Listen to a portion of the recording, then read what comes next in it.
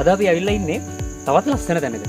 යංගල් මොදර හන්දියෙන් කොළඹ කුරුණෑගල ප්‍රධාන මාර්ගයේ යංගල් මොදර හන්දියෙන් කිලෝමීටර් 4ක් වගේ ඇතුළට ඇවිල්ලා තමයි මේ තැන හම්බෙන්නේ. විශාල කන්දක් මුදුර තියෙන විශාල ගල. උණුහුණුගල. සුභාදාම කියන්නේ හරි අපූර්ව නිර්මාණ කරන තැන. ඔයාලට පේනවා ඇති මේ ස්වභාවිකව මේ ගලේ හැදිලා තියෙන විදිහ.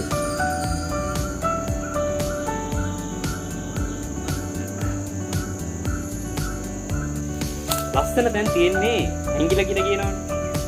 ඒ වගේ හැංගුණු ලස්සන තැන් බලන් තමයි මේ දුෂ්කර ගමනක් මැදින් අපි දැන් මේ යන්නේ.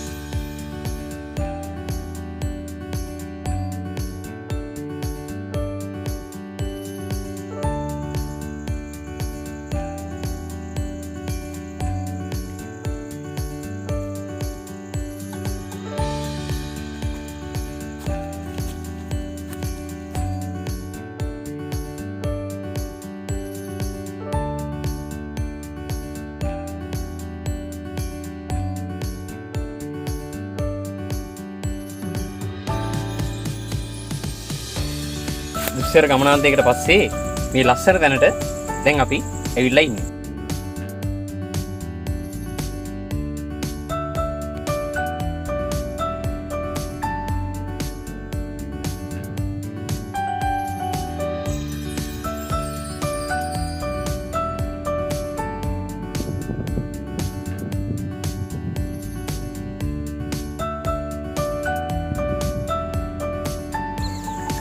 ඉතාම අලංකාර වටපිටාවකට හිමිකම් කියනවා වගේම වර්ෂයේ එක් කාල සීමාවක් තුරදී ශ්‍රී පාදයේ දිස් වෙනවා කියලා රාත්‍රී කාලයේ ශ්‍රී පාදයේ දිස් වෙනවා කියලා දැනගන්න ලැබුණා.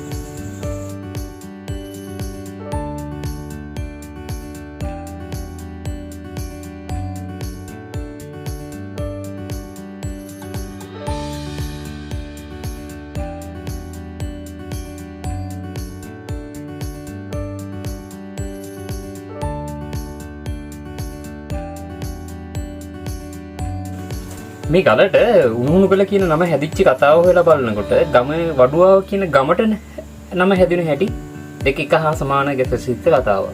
ඒත් එක්ක බලනකොට දඹදිව රාජධානී දඹදිවිය ගලේ පඩි කපපු වඩුවා මරන්න නියම වෙලා ඉන්නකොට ඔහු පැනවි නැවතුණු ගම වඩුවා ආව කියන එක වඩුවාව විදිහට හැදිනවා කියලත් ඒත් එක්කම ඇවිල්ලා සැඟවිලා හිටියේ ගල උණුගල උණුගල පසු කාලයක උණුගල කියන විදිහට නම හැදුණා කීයට තමයි ජනවහරි සඳහන් වෙන්නේ.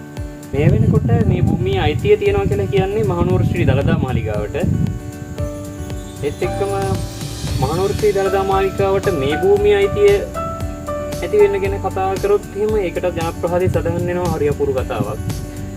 දිව දෙකක් සමග ඉපදුණු කුමාරිකාවක් වෙනුවෙන් සිදු වෙච්ච බාරයක් කියලා. ගම්මර දෙකක් පූජා කරන්න කියලා කිව්ව අවස්ථාවේ පූජා කරපු එක ගම්මරයක් තමයි මේ වඩුවාව කියන ගම කියලා තමයි ජනප්‍රවාදයේ සඳහන් වෙන්නේ.